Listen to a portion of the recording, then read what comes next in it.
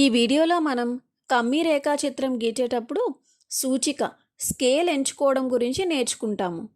ఇక్కడ కొంత దత్తాంశం ఇవ్వబడింది. వివిధ విద్యార్థులచే ఇష్టపడే పానీయాల సంఖ్య మరియు పానీయాల రకాలు, మొత్తం విద్యార్థుల సంఖ్య అనే దత్తాంశం సేకరించబడింది. ఇక్కడ తీసుకున్న పండ్ల రసాలు ఏమిటి? అరటిపండు, పుచ్చకాయ, ద్రాక్ష మరియు నారింజ. మొత్తం విద్యార్థుల సంఖ్య కూడా ఇచ్చారు. అరటిపండు రసం ఇష్టపడే వారి సంఖ్య ఎంత? 23. తర్వాత 35, 12 మరియు 8. ఇలా మొత్తం విద్యార్థుల సంఖ్య కూడా మనకి దత్తాంశంలో ఇవ్వబడింది. ఇప్పుడు మనం చేయాల్సింది ఏంటి? ఈ సమాచారం ఆధారంగా తీసుకొని ఒక కమ్మీ రేఖాచిత్రాన్ని గీయాలి. దీనికోసం ముందుగా మనం ఏం చేయాలి? ఎక్స్ అక్షం మరియు వై అక్షం గీయాలి. వై అక్షంపై మనం ఏం తీసుకుందాము? విద్యార్థుల సంఖ్యను తీసుకుందాం. ఇప్పుడు ముఖ్యమైన విషయం ఏమిటంటే సూచిక స్కేల్ని ఎంచుకోవడం. ఇక్కడ ఏం చేద్దాం? ఒక్కొక్క విద్యార్థిని ఒక్కొక్క యూనిట్గా తీసుకున్నాము అనుకోండి. అప్పుడు మనకి ఎలా ఉంటుంది? 1, 2, 3, 4 అలా తీసుకుంటే 35 వరకు తీసుకోవాలి. ఎందుకంటే మనకి అన్నింటికన్నా పెద్ద సంఖ్య ఏముంది? 35. ఇలా 35 తీసుకుంటే మనకి ఇక్కడ ఉన్న స్థలం సరిపోదు కదా. అందుకోసం మనం ఇంకొకలాగా ఆలోచిద్దామా? మనం 10, 20, 30, 40 ఇలా తీసుకుంటే ఎలా ఉంటుంది?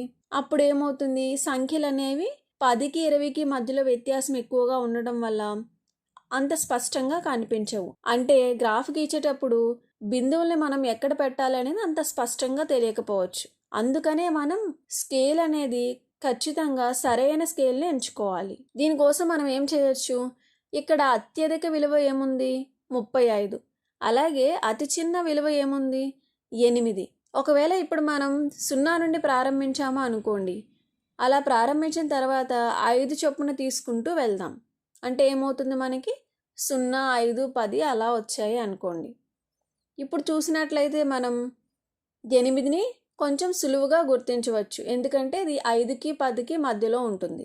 సరే, ఇప్పుడు మనం అనుకున్నట్లుగా 5 చొప్పున విభజిస్తూ వెళ్తే 0, 5, 10, 15, 20 అలాగే మిగిలినవి కూడా రాసుకుంటే 40 వరకు రాసుకుందాం. ఇప్పుడు ఏం చేద్దాము? ఎక్స్ అక్షంపై ఏం తీసుకోవాలి? ఇప్పుడు ఏం చేద్దాము? ఎక్స్ అక్షంపై ఏం తీసుకుందాము? పండ్ల రసాలు.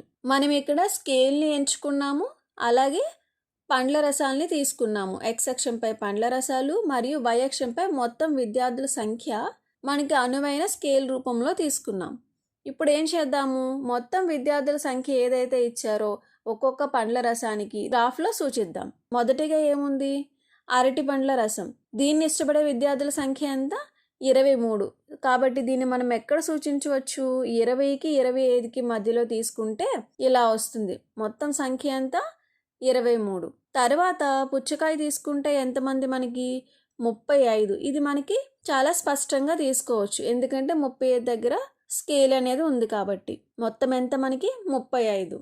తర్వాత ద్రాక్ష ఎంత ఉంది?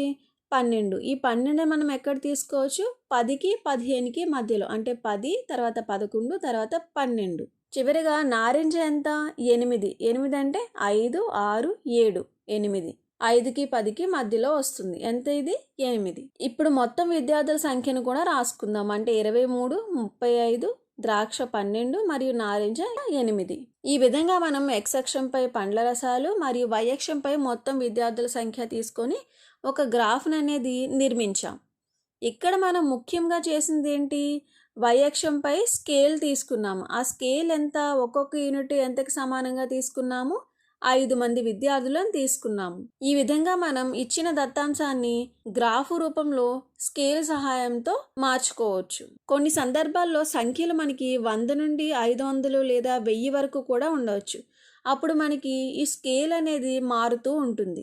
సూచిక స్కేల్ ఎంచుకునేటప్పుడు మనం ముఖ్యంగా 2 విషయాలు గుర్తుపెట్టుకోవాలి. చిత్రం అనేది స్పష్టంగా కనిపించాలి, అలాగే స్థలాన్ని సరైన విధంగా వినియోగించాలి. మనం ఏం నేర్చుకున్నాం? కమ్మీ రేఖాచిత్రం గీయడానికి ముందుగా దత్తాంశాన్ని పరిశీలించాలి, అత్యధిక మరియు కనిష్ట విలువలను గుర్తించాలి, సరైన సూచికను ఎంచుకోవాలి, అక్షరాల పేర్లు మరియు సూచికను తప్పకుండా సూచించాలి, అలాగే చిత్రం సులభంగా అర్థమయ్యేలాగా ఉండేలా చూసుకోవాలి.